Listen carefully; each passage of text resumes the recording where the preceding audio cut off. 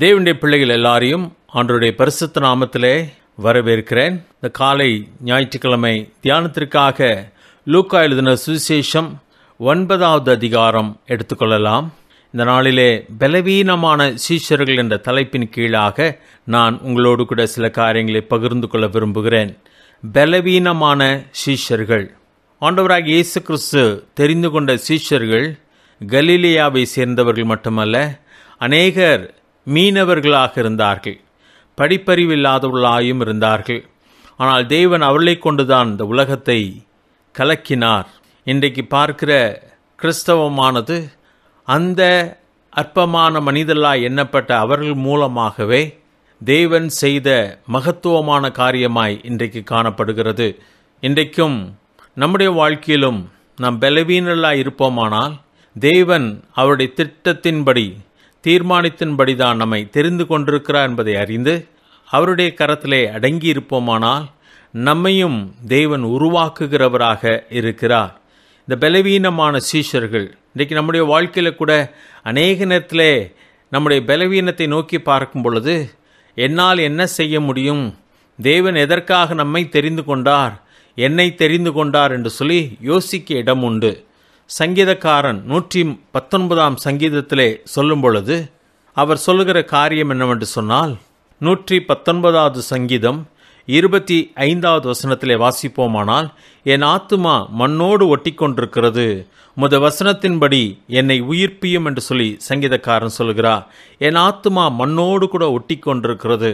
நான் மீட்கப்பட்டவனாய் இருந்தாலும், தேவனுடைய பிள்ளையாய் இருந்தாலும், தேவனுடைய மகத்துவமான திட்டத்துக்காக தெரிந்து கொள்ளப்பட்ட ஒரு மனிதனாய் இருந்தாலும் கூட அநேக நேரத்திலே நான் என்னிலே பார்க்கிற காரியம் என்னவென்று சொன்னால், என் ஆத்துமா மண்ணோடு கூட ஒட்டி கொண்டிருக்கிற ஒரு நிலைமையை தான் பார்க்கிறோம்.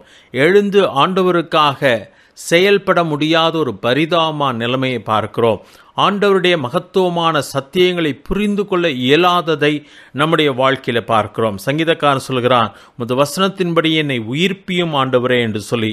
அதே 119ஆம் சங்கீதம் 34ஆம் வசனத்திலே வாசிக்கும் போது, எனக்கு உணர்வை தாரும், அப்பொழுது நான் உமது வேதத்தை பற்றி கொண்டு என் முழு இருதயத்தோடும் அதை கை கொள்ளுவேன் என்று சொல்கிறார். எனக்கு உணர்வை தாரும் என்று சொல்கிறார். உணர்வற்ற நிலைமையை சில நேரத்திலே பார்க்கிறோம். உணர்ந்து கொள்ள முடியவில்லை. தேவனுடைய வசனத்தை உணர்ந்து கொள்ள முடியாத ஒரு பலவீனமான நிலைமையை நாம் பார்க்கிறோம். 32வது வசனத்திலே வாசிக்கும் பொழுது, நீர் என் இருதயத்தை விசாலமாக்கும் போது நான் உமது கற்பனைகளின் வழியாக ஓடுவேன் என்று சொல்கிறார். விசாலமான ஒரு இருதயம், புரிந்து கொள்ளக்கூடிய ஒரு இருதயம், எதையும் பற்றி கொள்ளக்கூடிய ஒரு இருதயமாய் இல்லாமல் ஒரு நெருக்கமான விசாலமில்லாத ஒரு இருதயமாய் காணப்படுகிறது. தாவீது சொல்கிறார், என் இருதயத்தை விசாலமாக்கும் போது நான் உமது கற்பனைகளின் வழியாக ஓடுவேன் என்று சொல்கிறார். பலவீனமான சீஷர்களை தான் ஆண்டவர் உருவாக்குகிறவராயிருக்கிறார். 3.5 ஆண்டுகள் அந்த சீஷர்களோடு கூட இருந்து அவர்களுக்கு தம்மை வெளிப்படுத்தி தம்முடைய திட்டங்களை அவர்களுக்கு வெளிப்படுத்தி கொண்டு வருகிறார். இந்த 9வது அதிகாரத்தில் கூட ஆண்டவர் பேதுரு, யோவான், யாக்கோபை கூட்டிக் கொண்டு மலையின் மேல் ஏறி அங்கே அவர்களுக்கு முன்பதாக மறுரூபம் ஆனார் என்று சொல்லி நாம் 9வது அதிகாரம் 29ஆம் வசனத்திலே வாசிக்கிறோம்.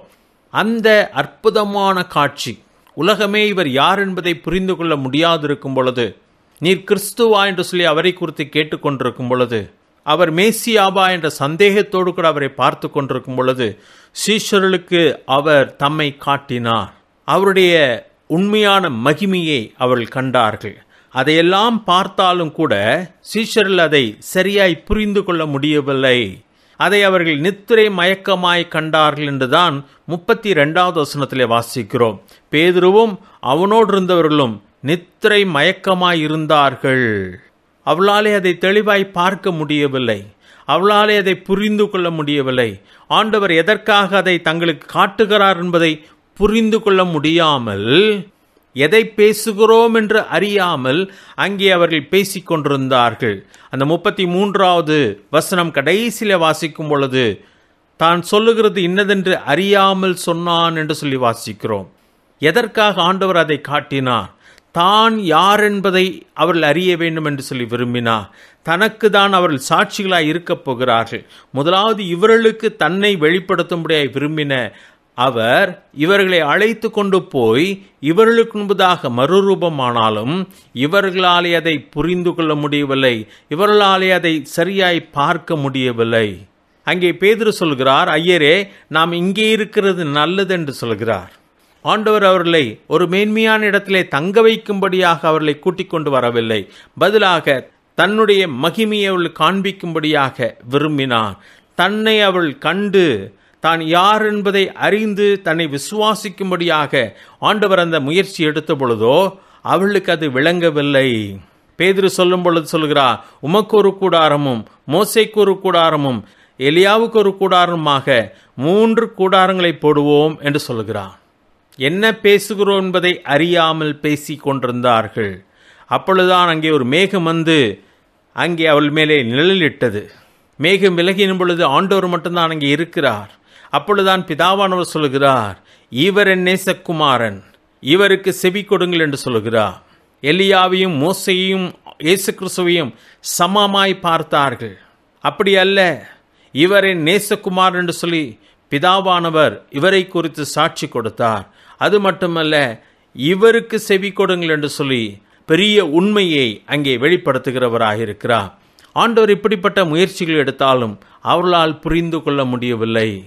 நம்முடைய வாழ்க்கையில கூட ஆண்டவர் அநேக சத்தியங்களை விளக்கி காட்டினாலும் விளங்கிக் கொள்ள முடியாதவர்களாக இருக்கிறோம் இல்லையா? தாவீது சொல்லுகிறது போல நம்முடைய ஆத்துமா மண்ணோடு கூட ஒட்டி கொண்டிருக்கிறது இல்லையா? என்னுடைய இருதயம் விசாலமாய் இல்லாத நிலைமையிலே காணப்படுகிறது இல்லையா? அதுதான் உண்மையாய் இருக்கிறது. நான் என்ன செய்ய முடியும் ஆண்டவருக்காக? எனக்கு ஒன்றும் இழங்க மாட்டேன் என்கிறதே ஒரு மயக்கமான நிலைமை தான் நம்முடைய வாழ்க்கையிலும் காணப்படுகிறது. ஆனால் ஆண்டவர் இவர்களை தான் உருவாக்குகிறவராக அங்கே காணப்படுகிறார். அதோடு கூட அவர்களை அந்த மலையின் கீழாக இறக்கி கொண்டு வருகிறார். இறங்கி வரும் பொழுது அங்கே ஒரு பெரிய தேவையை அங்கே சீஷர்கள் பார்க்கிறார்கள். தேவையை சந்திக்க வேண்டிய ஒரு நிலையிலே இருந்தார்கள். இதுதான் நம் கடந்த வாரத்திலே தேவனுடைய வசனத்திலிருந்து தியானித்தோம். இந்த உலகத்தின் தேவைகளை பார்க்கும் பொழுது அந்த தேவையை நம் மூலமாய் சந்திக்கும்படியாய் ஆண்டவர் விரும்புகிறார். ஆண்டவர் இல்லாத நேரத்திலே சீஷர்களிடத்திலே அந்த மனிதன் தன்னுடைய மகன் சுகமாகும்படியாய் கொண்டு வந்த பொழுது அவர்களாலே கூடாமல் போயிற்று. ஆண்டவர் வேதனைப்படுகிறார். இன்னும் எத்தனை நாட்கள் நான் உங்களிடத்திலே பொறுமையாயிருப்பேன் என்று சொல்லுகிறார். அதிக நாட்கள் அவர் இருக்கப் போகிறதில்லை.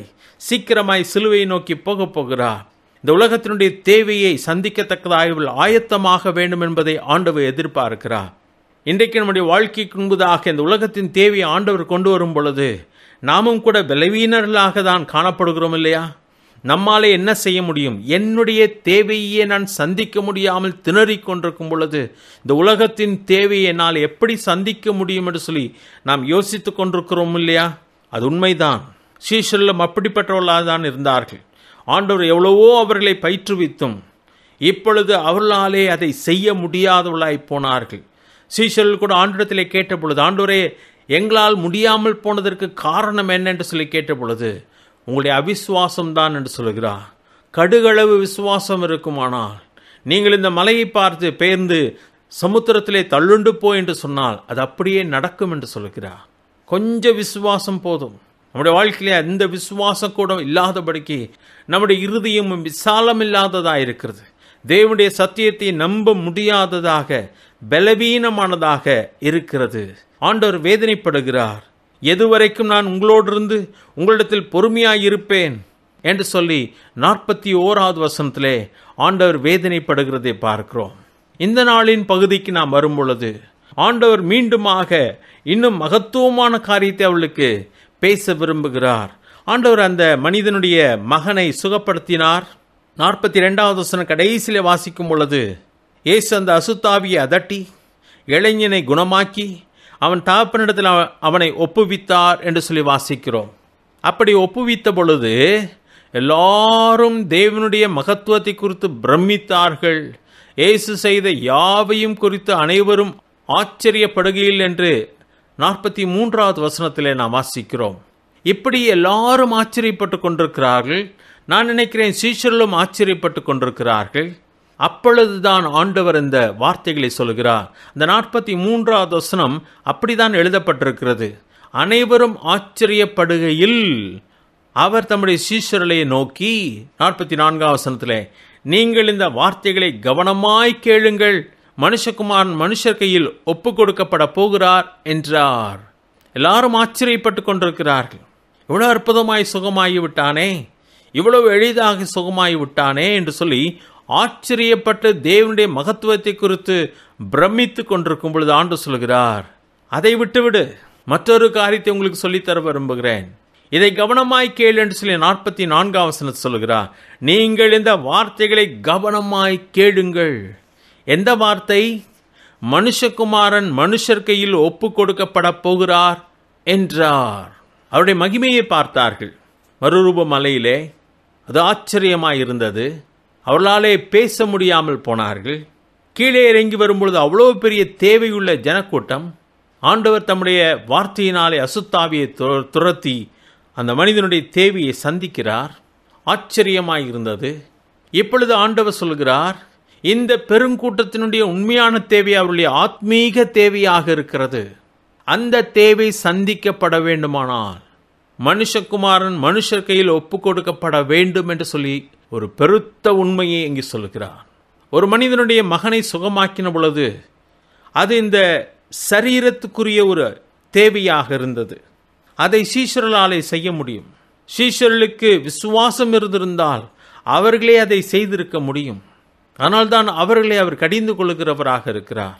தேவனுடைய மகத்துவத்தை கண்டவர்கள், தேவனுடைய கையிலே பயிற்சி எடுத்தவர்கள் இப்பொழுது விசுவாசத்தோடு கூட செயல்பட்டிருப்பார்களானால் அந்த பெருங்கூட்டத்தின் தேவை அவர்களாலே சந்தித்திருக்க முடியும். ஆனால் இப்பொழுதோ பெருங்கூட்டத்தின் ஆத்மீக தேவை ஒன்று உண்டு. அதற்காக மனுஷகுமாரன் மரித்து ஆக வேண்டும். மனுஷகுமாரன் இந்த பூமியிலே வந்ததின் நோக்கமே அவர் ஒப்பு கொடுக்கப்படும்படியாக வந்தார். அவர் மரிக்கும்படியாக வந்தார்.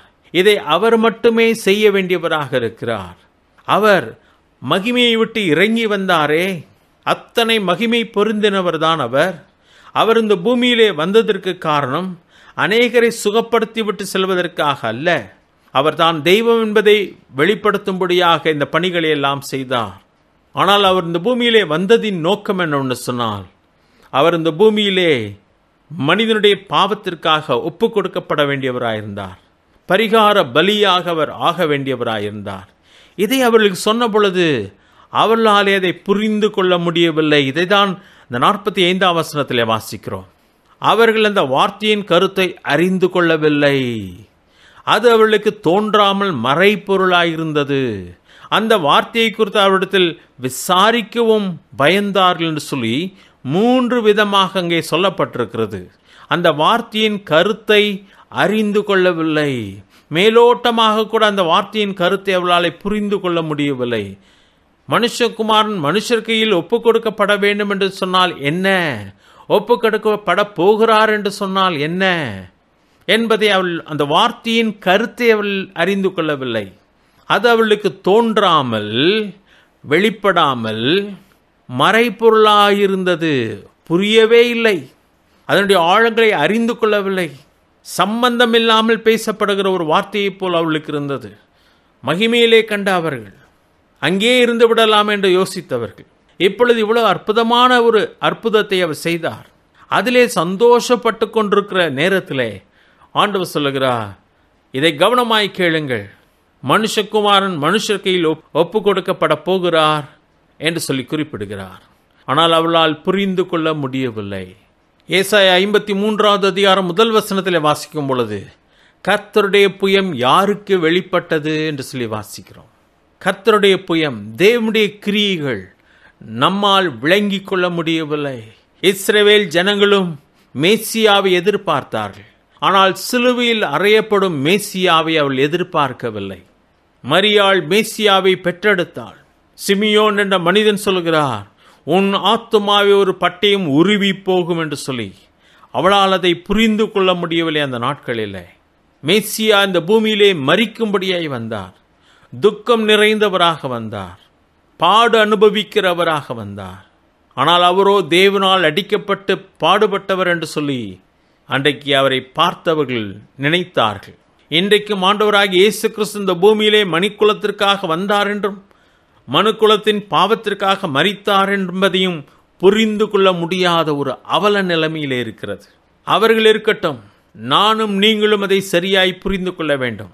இதைதான் இந்த உலகத்துக்கு எடுத்து சொல்ல வேண்டும். முதலாவதாக அவர் யார் என்பதை இந்த உலகத்துக்கு எடுத்து சொல்ல வேண்டும். அவர் யார் என்பதை உலகத்துக்கு எடுத்து சொல்ல வேண்டுமானால் அவர் யார் என்பதை நானும் நீங்களும் முதலாவதாக அறிந்திருக்க வேண்டும். இரண்டாவதாக அவர் நம்முடைய தேவைகளை சந்திக்கிறவர். அவராலே கூடும். இன்றைக்கு நம்மை கொண்டு இந்த உலகத்தின் தேவையை சந்திக்க விரும்புகிறார். இந்த பூமியிலே மகத்துவமான காரியங்களை செய்ய விரும்புகிறார். அவராலே முடியும். ஆனால் அதைவிட மகத்துவமான ஒரு காரியம், இந்த முழு உலகத்தின் ஆத்மீக தேவையை சந்திக்கத்தக்கதாக இன்றைக்கு என்னையும் உங்களையும் அவர் அழைத்திருக்கிறார். மனுஷகுமாரன் ஒப்பு கொடுக்கப்படுவது போல நானும் நீங்களும் இந்த உலகத்திலே அநேக ரட்சிக்கப்படுவதற்காக ஒப்பு கொடுக்கப்பட வேண்டும் என்பது தேவனுடைய திட்டமாயிருக்கிறது. அவர் சிலுவையை சுமந்தது போல நானும் நீங்களும் சிலுவையை சுமக்கும்படியாக அழைக்கப்பட்டிருக்கிறோம் என்பது உண்மையான ஒரு காரியம். இதை இன்றைக்கு கிறிஸ்தவமானது புரிந்து கொள்ள முடியாததா இருக்கிறது. எல்லா துக்கங்களும் நீங்கின ஒரு சுகபோகமான ஒரு வாழ்க்கையை தான் இன்றைக்கு கிறிஸ்தவம் எதிர்பார்த்து கொண்டிருக்கிறது. இயேசு கிறிஸ்துவினிடத்தில் வந்தால் எல்லா துக்கங்களும் போய்விடும், எல்லா கஷ்டங்களும் நீங்கிவிடும் என்று சொல்லி இன்றைக்கு கிறிஸ்தவம் பிரசங்கித்துக் கொண்டிருக்கிறது. ஆனால் வேதத்திலே வாசிக்கும் பொழுது ஒருவன் என்னை பின்பற்றி வர விரும்பினால் அவன் தன்னைத்தான் வெறுத்து தன் சிலுவை எடுத்துக்கொண்டு அனுதினமும் பின்பற்ற கடவன் என்றுதான் ஆண்டவர் அழைத்திருக்கிறார். அப்படியானால் மனுஷகுமாரன் மனுஷர் கையிலே ஒப்பு கொடுக்கப்பட வேண்டியது அவசியமானது போல இன்றைக்கு அவரை பின்பற்றுகிற நானும் நீங்களுமே அநேகர் ஆண்டுடைய ராஜ்யத்திலே பிரவேசிப்பதற்காக ஒப்பு கொடுக்கப்பட வேண்டியது அவசியமாய் இருக்கிறது என்பதை மறந்து போக வேண்டாம். இதை நம்மாலே புரிந்து கொள்ள முடிகிறதா? அநேகராலே முடியவில்லை என்பதுதான் உண்மையான ஒரு காரியம். அன்றைக்கு சீஷர்களாலே அதை விளங்கிக் கொள்ள முடியவில்லை. அந்த வார்த்தையின் கருத்தை அவர்கள் அறிந்து கொள்ளவில்லை. அது அவர்களுக்கு தோன்றாமல் மறைப்பொருளாக இருந்தது. அந்த வார்த்தையை குறித்து அவரிடத்தில் விசாரிக்கவும் பயந்தார்கள். சீஷர்கள் அநேக காரியங்கள் விளங்காத பொழுது, தனிமையாக இருந்த பொழுது இயேசுவிடத்திலே விசாரித்தார்கள். சில உவமைகளின் அர்த்தத்தை விசாரித்தார்கள். அநேக காரியங்களை ஆண்டவர் சீஷர்களுக்கு தனிமையாக இருந்த பொழுது அதனுடைய விளக்கங்களை சொன்னார். ஆனால் இந்த 45 வசனம் கடைசியிலே வாசிக்கும் பொழுது அந்த வார்த்தையை குறித்து அவரிடத்தில் விசாரிக்கவும் பயந்தார்கள் என்று சொல்லப்பட்டிருக்கு. காரணம் என்னன்னு சொன்னால், இது மிகவும் வித்தியாசமான ஒரு காரியம். இது அவர்களாலே புரிந்து கொள்ளவே முடியவில்லை. இதை தவறாக அவரிடத்தில் கேட்டுவிட்டால் என்ன செய்வது? அவர் என்ன சொன்னார் என்பதை எங்களுக்கு விளங்கவில்லையே. மேசியா ஒருவர் ஒப்பு கொடுக்கப்பட வேண்டும் என்று சொல்லுகிறாரே, அது என்ன? அதனாலே அவர்களுக்கு புரியாததினாலே அது என்ன என்று கேட்கவும் பயந்தார்கள். முழுமையாக அவர்களுக்கு விளங்கவில்லை. அவர்களாலே ஏற்றுக்கொள்ளப்பட முடியாத ஒன்றாக அது இருந்தது. சீஷர்களுடைய உண்மையான நிலைமை அடுத்த பகுதியில் நாம் வாசிக்கிறோம். இவ்வளவு மகத்துவமான காரியங்களை சீஷர்களுக்கு காட்ட ஆண்டவர் விரும்புகிறார். ஆனால் அவருடைய உண்மையான நிலைமையை பார்க்கும் பொழுது 46வது வசனத்திலே வாசிக்கிறோம்.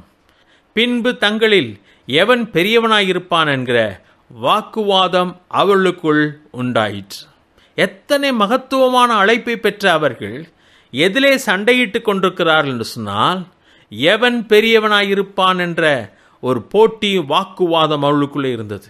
நான் தான் பெரியவன், நீ தான் பெரியவன், வயது நிமித்தம் பெரியவன், நாங்கள் மறுரூப காட்சியை பார்த்தனால் நான் பெரியவன் என்று சொல்லி ஏதோ ஒரு காரணத்தினாலே நான் பெரியவன் நீ பெரியவன் என்ற வாக்குவாதம் அவர்களுக்குள்ளே காணப்பட்டது. எவ்வளவு பரிதாபமான காரியம்! இந்த உலகத்தின் மக்களுக்குள்ளே இருக்கிற அந்த வாக்குவாதம் இன்றைக்கு சபைக்குள்ளே இருக்கிறது, விசுவாசிகளுக்குள்ளே இருக்கிறது, மறைமுகமாயிருக்கிறது. கோல்டு வார் என்று சொல்வார்கள். வெளியிலே தெரியாது, ஆனால் உள்ளே ஒரு பெரிய யுத்தமே நடந்து கொண்டிருக்கும். நான் பெரியவனா நீ பெரியவனா என்ற யுத்தம் அங்கே உள்ளே நடந்து கொண்டிருக்கும். சில செயல்கள் மூலமாக காட்டப்பட்டு கொண்டே இருக்கும்.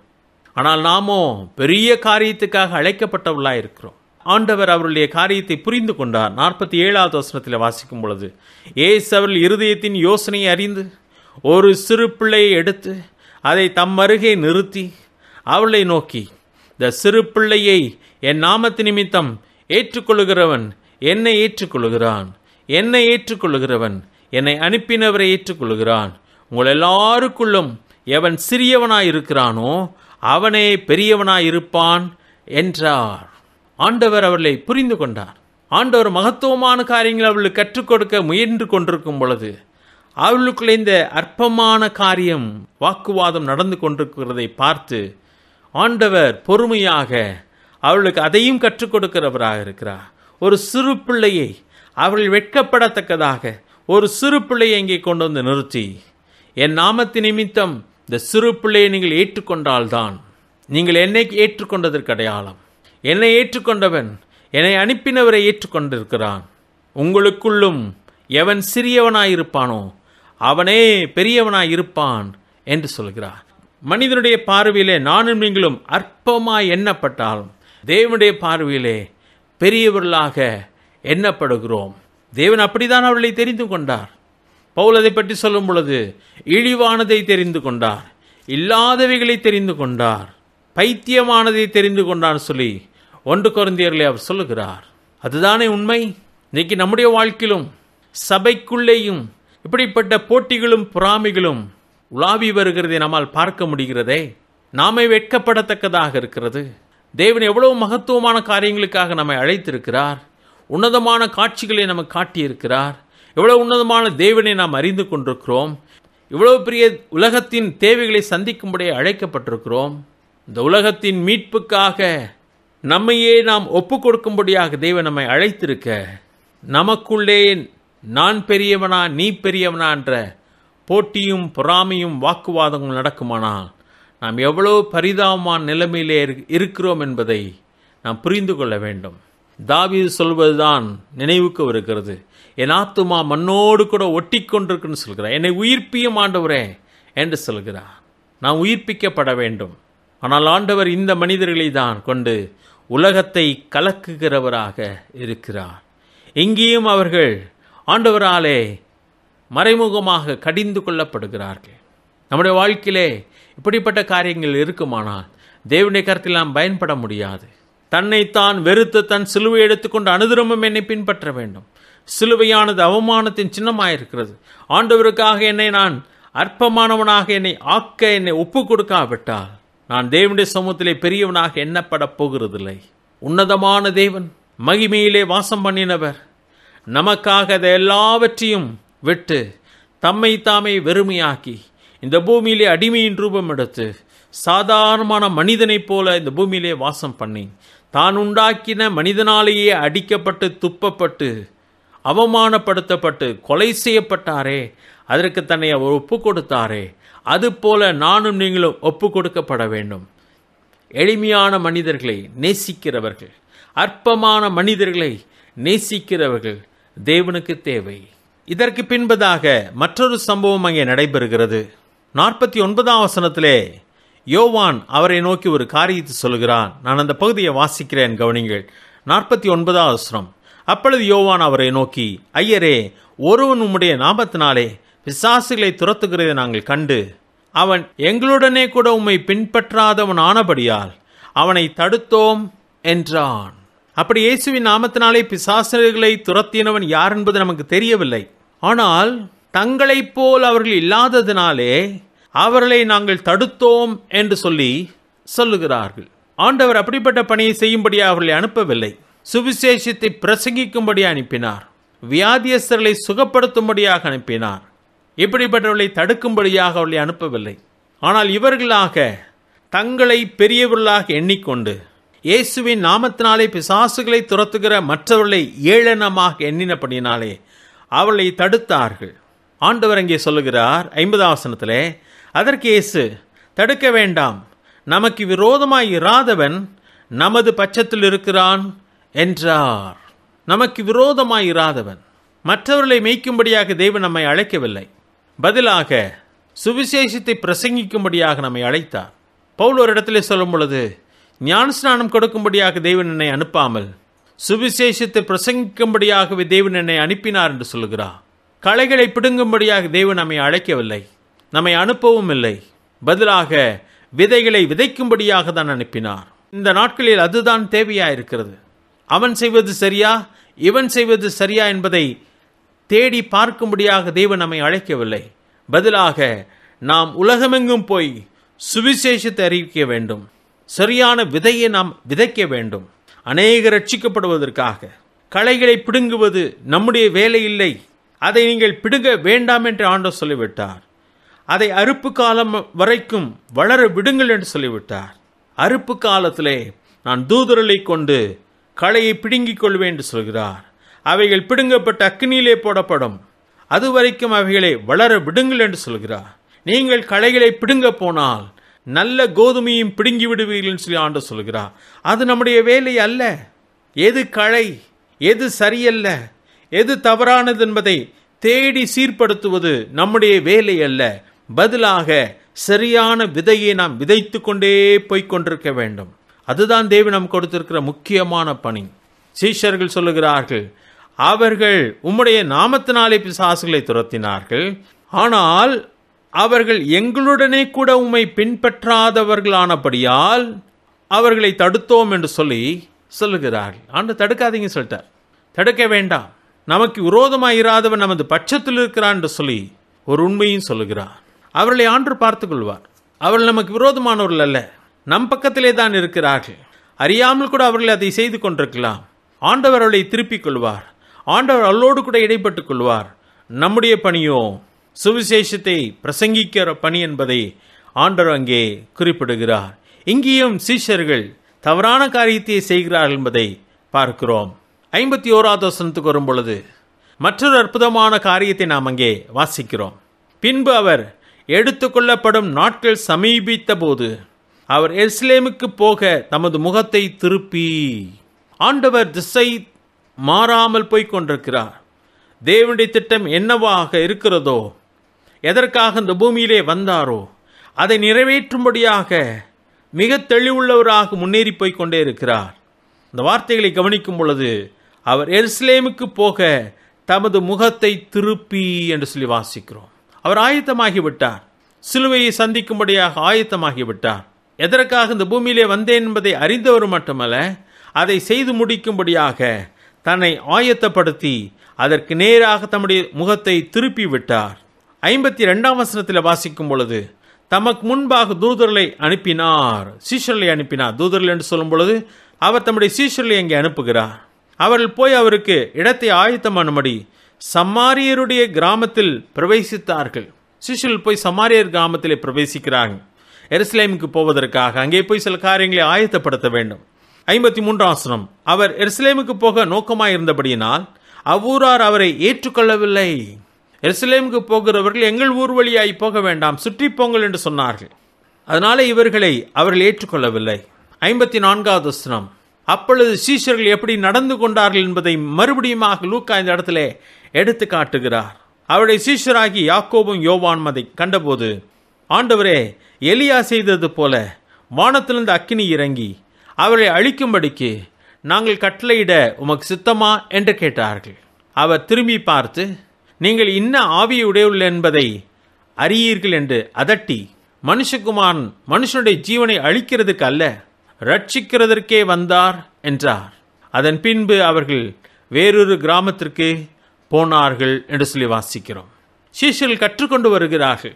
ஆண்டவர்கள் கற்றுக் கொடுத்து கொண்டே வருகிறார். அவர்கள் எதற்காக இந்த பூமியிலே இருக்கிறோம் என்பதை மறந்து விட்டார்கள்.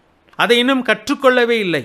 இந்த பூமியில் இருக்கிறவனிடத்திலே நான் பெரியவன் நீ பெரியவன் என்று சொல்லி போட்டி போடும்படியா இந்த பூமியிலே அவர்களை தேவன் அழைக்கவில்லை. பதிலாக நீ சிறு பிள்ளையை போல் நடந்து கொள், சிறுவனை போல் இரு, வேலைக்காரனாக இரு, ஊழியக்காரனாயிரு. எதற்காக? அவருடைய பணியை செய்து முடிப்பதற்காக. குமாரன் அப்படிதான் இந்த பூமியிலே வந்தார். எஜமானனாயிருக்கிறவர், ஆண்டவராயிருக்கிறவர் இந்த பூமியிலே ஊழியக்காரனை போல வந்தார். அதனால்தான் சீலையை கலற்றி சீஷருடைய பாதங்களை அவர் துடைத்தார், தண்ணீரினாலே கழுவினார், சீலையினாலே துடைத்தார். ஏனென்று சொன்னால் பிதாவின் சித்தத்தை செய்து முடிக்கிற வேலைக்காரனாக வந்தார். இன்றைக்கு நானும் நீங்களும் அதற்காக தான் அழைக்கப்பட்டிருக்கிறோம்.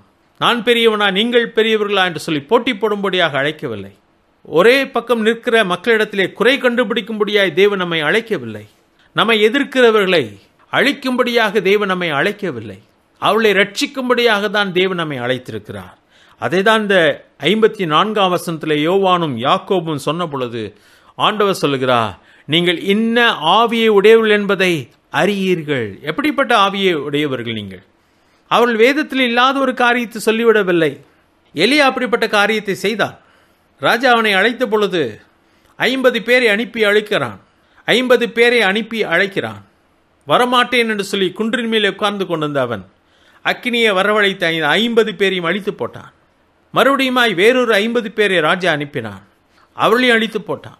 இது வேதாந்தத்தில் எழுதப்பட்ட சம்பவம். அது சரியா தவறா என்பது நமக்கு புரியவில்லை. ஆனால் இப்பொழுது அந்த காரியத்தை செய்யும்படியாக யோவானும் யாக்கோவும் ஆண்டவரிடத்திலே உத்தரவு கேட்கிறார்கள். எலியா செய்தது போல வானத்திலிருந்து அக்கினி இறங்கி அவளை அழிக்கும்படிக்கு நாங்கள் கட்டளையிட உமக்கு சித்தமா என்று கேட்டார்கள். ஆண்டவர் சொல்கிறார், அவர் திரும்பி பார்த்து நீங்கள் இன்ன ஆவியுடையவர்கள் என்பதை அறியீர்கள் என்று அதட்டினார்னு சொல்லி வாசிக்கிறோம். இன்னைக்கு நம்முடைய மனம் அப்படித்தானே இருக்கிறது. நம்ம எதிர்க்கிறவர்களை அழிக்கும்படியாக மனம் விரும்புகிறது இல்லையா? ஆண்டவர் மட்டும் உத்தரவு கொடுத்து விடுவாரானால் எத்தனை பேரை நாமும் அழித்திருப்போம். நம்முடைய ஆவி எப்படிப்பட்டதாக இருக்கிறது? சத்துருக்களை நேசியுங்கள் என்று ஆண்டு சொல்கிறார். துன்பப்படுத்துவர்களை ஆசீர்வதியுங்கள் என்று ஆண்டு சொல்லியிருக்கிறார். அநேக ரட்சிக்கப்படும்படியாக நாம் அழைக்கப்பட்டவர்களாக இருக்கிறோம். நான் அவர்களையோட பெரியவர்களாக இருக்கும்படி அழைக்கப்படவில்லை. அவர்களுக்கு ஊழியக்காரனாக இருக்கும்படி அழைக்கப்பட்டிருக்கிறோம். அவளை அழிக்க வரவில்லை. அவளை குற்றம் சாட்ட வரவில்லை. அவளை ரட்சிக்கும்படியாக வந்திருக்கிறோம். ஆனால் சீஷர்கள் அதை கற்றுக்கொள்ளாத பலவீனர்களாக இருந்தார். தேவன் எந்த ஊழியத்துக்காக அவளை அழைத்தாரோ அந்த ஊழியத்துக்கு அவள் தகுதியற்றவளாக, அதை புரிந்து கொள்ள முடியாதவளாக, பரிதாபமான நிலைமையிலே அவர்கள் இருந்தார்கள். ஆனால் இதே சீஷர்கள் தான் ஆண்டவருக்காக எழுந்து பிரகாசிக்கிற விளக்குகளாக மாறினார்கள். இதே சீஷர்கள் தான் எருசலேமிலே எழுந்து நின்று சாட்சி பகர்ந்த மக்களாக மாறினார்கள். ஆயிரமான மக்கள் சுவிசேஷத்து கீழ்ப்படியத்தக்கதாக பிரசங்கிக்கும் மக்களாக மாறினார்கள். கிறிஸ்துவுக்காக இரத்த சாட்சிகளாக மாறினார்கள். இந்த பகுதியிலிருந்து நாம் கற்றுக்கொள்கிற காரியம் என்னவென்று சொன்னால், தேவன் பலவீனமான நம்மை தான் தெரிந்து கொண்டிருக்கிறார். நம்முடைய பலவீனத்தை நாம் புரிந்து கொள்ள வேண்டும். மதியீனத்திலே தொடர்ந்து போய்கொண்டிருக்கக்கூடாது. ஆண்டவர்களுக்கு கற்றுக் கொடுத்து கொண்டே வருகிறார். மகிமையான தரிசனங்களை அவர்களுக்கு கொடுத்தார். கடினமான பிரச்சனைகளுக்கு தீர்வு கொடுக்கும்படியாக அவளை அழைத்தார். அப்பொழுது அவர்கள் தயாராக இருக்கவில்லை. ஆனால் இதே மக்கள் பின்பதாக தயாராக இருந்தார்கள். ஆண்டுடைய மரணம் என்னவென்பதை பின்பதாக புரிந்து கொண்டார்கள். தாங்களும் மற்றவர்களுக்காக மரிக்க வேண்டும் என்பதை புரிந்து கொண்டு அநேக இரத்த சாட்சிகளாக மரித்தார்கள். மரணத்துக்கு தங்களை ஒப்புக் கொடுத்தார்கள். யார் பெரியவன் என்ற நிலையிலே இல்லாமல் தங்களை ஊழியக்காரர்களாக ஒப்புக் கொடுத்தார்கள். சுவிசேஷத்தை பிரசங்கித்தார்கள். அழிக்கும்படியாக இல்லாமல் அநேகரை ரட்சிக்கும்படியாக தேவன் அவர்களை பயன்படுத்தினார். இன்றைக்கு என்னை உங்களையும் அவர் பயன்படுத்த முடியும். இந்த உலகத்திற்கு ரட்சிப்பை கொண்டு வரும்படியாக தேவன் நம்மை அழைத்திருக்கிறார் என்பதை மறந்து போக வேண்டாம். மேன்மையான தரிசனங்களை நமக்கு கொடுத்திருக்கிறார். அருமையான வசனங்களை நமக்கு கொடுத்திருக்கிறார். நம்மை உருவாக்கும்படியாக அவர் விரும்புகிறார். ஒவ்வொரு நாளும் நம்மோடு கூட பேசிக்கொண்டே தான் வருகிறார். எத்தனை இடத்திலே அவளை அவர் கடிந்து கொள்கிறார். எவ்வளவு நாள் நான் உங்களுடனே பொறுமையாக இருப்பேன் என்று சொல்கிறார். சிறு பிள்ளையை கொண்டு வந்து நிறுத்தி அவளுக்கு பாடம் கற்றுக் கொடுக்கிறார். அவளை தடுக்க வேண்டாம். நமக்கு விரோதமாயிராதவன் நமது பட்சத்தில் இருக்கிறான் என்ற ஒரு மகத்துவமான உண்மையை சொல்லி அவளுக்கு பாடம் கற்றுக் கொடுக்கிறார். நீங்கள் இன்ன ஆவியை உடையவர்கள் என்று அறியீர்கள் என்று சொல்லி அவளை அதட்டினார். தான் வந்த நோக்கத்தை 56வது வசனத்திலே மிக தெளிவாக அங்கே எடுத்து காட்டுகிறார். மனுஷகுமாரன் மனுஷனுடைய ஜீவனை அழிக்கிறதுக்கு அல்ல, ரட்சிக்கிறதுக்கே வந்தார் என்றார். அதன் பின்பு அந்த கிராமத்தின் வழியாக போகாமல் வேறொரு கிராமத்தின் வழியாக அவர்கள் போனார்கள். தடுக்கிறவன் தடுக்கட்டும், எதிர்க்கிறவன் எதிர்க்கட்டும், நாம் அவருடைய பணியை செய்து கொண்டே போவோம். நம்ம ஏளனமாக எண்ணட்டும். இந்த உலகம் நமக்கு என்ன செய்தாலும் பரவாயில்லை. பவுல் சொல்லும் பொழுது அடிக்கப்படும் ஆடுகளைப் போல் அனுதினம் நாங்கள் எண்ணப்படுகிறோம் என்று சொல்லி குறிப்பிடுகிறார். அப்படி நின்று ஊழியம் செய்யும்படியாக தான் தேவன் நம்மை அழைத்திருக்கிறார். அதற்கு நம்மை ஒப்பு கொடுப்போமா? ஒருவேளை இன்றைக்கு நம்முடைய நிலைமையை பார்க்கும் பொழுது அப்படியே சீஷர்களைப் போல இருக்கலாம். இன்னும் கற்றுக்கொள்ள முடியாதவர்களாக, சத்தியங்களை புரிந்து கொள்ள முடியாதவர்களாக, உலகத்தின் மனிதர்களைப் போல போட்டி போடுகிறவர்களாகவும், நான் பெரியவன் நீ பெரியவன் என்ற அற்பமான குணங்களோடு கூட நாம் காணப்படலாம். ஆனால் தேவன் நம்மை அழைத்திருக்கிறார் என்பதை மறந்து போக வேண்டாம். இவ்வளோ பெரிய உலகத்தினுடைய தேவையை சந்திக்க முடியாத தேவன் நம்மை அழைத்திருக்கிறார். நம்மை ஒப்பு கொடுப்போமானால், அவருடைய கரத்திலே நம்மை விட்டு கொடுப்போமானால், சீஷர்களை உருவாக்கினது போல நம்மையும் அவர் உருவாக்குவார். அவர் நம்மை உருவாக்குவாரானால் அநேகருடைய ரட்சிப்புக்கு நாம் காரணமாக அமைய முடியும். அவளை தேவன் பயன்படுத்தினது போல நம்மையும் அவர் பயன்படுத்துவார். அதற்காக தான் நம்மை அழைத்திருக்கிறார். நாம் மாற வேண்டும். ஆண்டவரே, நான் மாற வேண்டும். அழைக்கப்பட்ட அழைப்புக்கு தகுதி இல்லாத குணங்கள் எல்லாம் ஆண்டவரே எங்களுக்குள்ளே இருக்கிறது என்பதை நாம் ஒத்துக்கொள்வோம். இன்னும் போட்டிகளும் பொறாமைகளும் எங்களுக்குள்ளே இருக்கிறது ஆண்டவரே என்று ஒத்துக்கொள்வோம். நீர் கடிந்து கொள்ளக்கூடிய குணங்களும் இன்றைக்கு எங்களுக்குள்ளே உலா வருகிறது என்பதை ஒத்துக்கொள்வோம். அப்படி உண்மையாக ஒத்துக்கொள்ளக்கூடுமானால் தேவன் நம்மை மாற்றுகிறவராக இருக்கிறார். சீஷர்களை மாற்றி பயன்படுத்தினது போல என்னையும் உங்களையும் அவர் பயன்படுத்துகிறவராக இருக்கிறார். பலவீனமான சீஷர்கள், ஆனால் இந்த உலகத்தை அவளை கொண்டு கலக்கினது போல நம்மையும் அவர் பலப்படுத்தி இந்த உலகத்திற்கு ஆசீர்வாதமாக நம்மை மாற்றுவார். தேவன் தாம் இந்த வார்த்தைகளை ஆசீர்வதிப்பாராக. ஜெப செய்வோம். எங்களை நேசிக்கிற நல்ல ஆண்டவரே, உடைய வார்த்தைகளுக்காக நன்றி. சீஷர்களை அத்தனை முறை கடிந்து கொள்ள வேண்டியதாயிற்று. உடைய வார்த்தைகளை புரிந்து கொள்ள முடியாதவர்களாக இருந்தார்கள். யார் பெரியவன் என்ற போட்டி அவர்களுக்குள்ளே இருந்தது. மற்றவர்களை குற்றம் கண்டுபிடிக்கிற தன்மை அவர்களுக்குள்ளே இருந்தது. தங்களுக்கு எதிராக நிற்கிறவர்களை அழித்து விட வேண்டும் என்ற எண்ணம் அவர்களுக்குள்ளே இருந்தது. எங்களைப் போலவே இருந்தார்கள். ஆண்டவரே, எங்களை நீ தெரிந்து கொண்டிருக்கிறீர் என்பதை நாங்கள் உணர்கிறோம். இந்த தேசத்தின் ரட்சிப்புக்காக எங்களை அழைத்திருக்கிறீர் என்பதை உணர்கிறோம். ஆனால் நாங்கள் தகுதியற்றவர்களாய் நிற்கிறோம், பலவீனர்களாய் நிற்கிறோம் என்பதை உணர்ந்து முடத்திலே வருகிறோம். கர்த்தாவே, எங்களை உருவாக்கும், எங்களை பலப்படுத்தும். இந்த உலகத்தை அழிக்கும்படியாக அல்ல, இந்த உலகத்தை ரட்சிக்கும்படியாக எங்களை தெரிந்து கொண்டு என்பதை புரிந்து கொண்டு ஊழியக்காரலாய் நின்று பணி செய்ய எங்களுக்கு கிருபை தாரும். இந்த வார்த்தைகளுக்காக நன்றி செலுத்துகிற கர்த்தாவே, இந்த வார்த்தைகளை புரிந்து கொள்ள எங்களுக்கு கிருபை தாரும். உடைய வசனத்தை எங்களுக்கு ஆசீர்வதித்தாரும். எல்லாவற்றையும் எங்கள் மீட்பு ரட்சகருமாகிய இயேசு கிறிஸ்துவின் நாமத்தில் கேட்கும் நல்ல பிதாவே, ஆமென். நம்முடைய கர்த்தராகிய இயேசு கிறிஸ்துவினுடைய கிருபையும் பிதாவாகிய தேவனுடைய அன்பும் பரிசுத்த ஆவியானுடைய ஐக்கியமும் நம் அனைவரோடும் இன்றும் என்னுடைக்கு இருப்பதாக. ஆமென். என் ஆத்துமாவே கர்த்தரை ஸ்தோத்ரி, என் முழு உள்ளமே பரிசுத்த நாமத்தை ஸ்தோத்ரி. என் ஆத்துமாவே கர்த்தரை ஸ்தோத்ரி, அவர் செய்த சகல உபகாரங்களையும் மறவாதே. ஆமென். ஓ தேவனுக்கு மகிமை, தூக்கி எடுத்தார் என்னை, தூக்கி எடுத்தாரே. தம் கரத்தை நீட்டி ரட்சித்தாரே. ஓ தேவனுக்கு மகிமை. இயேசுவை நேசிக்கிறேன், மென்மேலும் நேசிக்கிறேன். அக்கரையில் நான் நின்று அவரை என்றென்றும் வாழ்த்துவேன். அக்கரையில் நான் நின்று அவரை என்றென்றும் வாழ்த்து